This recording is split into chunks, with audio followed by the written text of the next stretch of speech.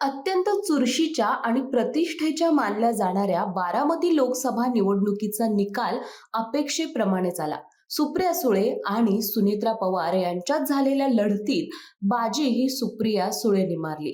दोन्ही काका पुतण्यांसाठी प्रतिष्ठेच्या बनलेल्या या निवडणुकीत अखेर काकाच भारी पडले. सुनेत्रा पवारांना निवडून आणण्यासाठी दादांनी बारामतीचा कोपरा कोपरा पिंजून काढला. तरी देखील बारामतीकरांनी ताईंच्या बाजूनेच कौल दिला. त्यामुळे आता सुनेत्रा पवारांचा पराभव नेमका कशामुळे झाला याची कारणं समोर आली आहेत. 1. मित्र पक्ष तटस्थ राहिले. अजित पवार यांनी भाजप शिवसेनेच्या श्रेष्ठींशी जुळवून घेतले असले तरी स्थानिक पातळीवरील पारंपरिक विरोधक असलेल्या नेत्यांनी मात्र उमेदवाराचा प्रचार करण्यात हात आखडता घेतल्याचं दिसून आलं.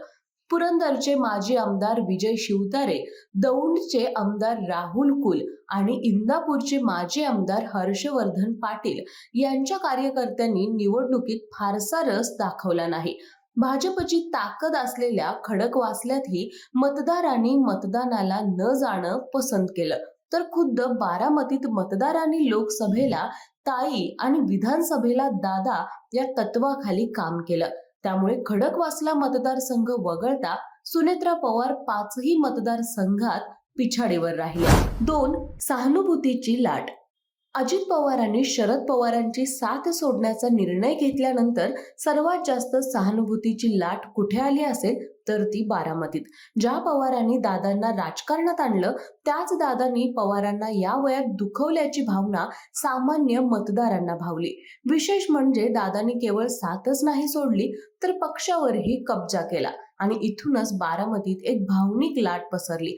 अजित पवारांनी आपल्या भाषणातूनही मतदारांना भावनिक होऊ नका असं आवाहन केलं, परंतु दादांना वाटणारी हीच भीती सुनेत्रा पवारांच्या पराभवाचं कारण ठरली. 3. मोदींचं ते वाक्य आणि भरणेंचा तो व्हिडिओ. बारामतीत भावनिक लाट असतानाच पंतप्रधान मोदींनी पुण्याच्या सभेत शरद पवारांबाबत केलेलं विधान अनेकांना न पटणारं होतं. मोदींनी भर सभेत पवारांचा उल्लेख भटकती आत्मा असा केला होता. पवारांचा हा अपमान मंचावर बसलेल्या अजितदादांनी पचवला असला तरी सामान्य मतदारांच्या पचनी पडणारा नव्हता. शेवटी याचा प्रत्यय मतपेटीत दिसून आला. तसेच मतदानाच्या दिवशी इंदापूरचे आमदार दत्ता मामा भरणे यांचा सुळेंच्या कार्यकर्त्याला शिवीगाळ केल्याचा व्हिडिओही व्हायरल झाला होता. या व्हिडिओचाही फटका सुनेत्रा पवार यांना बसल्याचं दिसून आलंय. सुनेत्रा पवारांचा पराभव हा अजितदादांना जिव्हारी लागणारच आहे.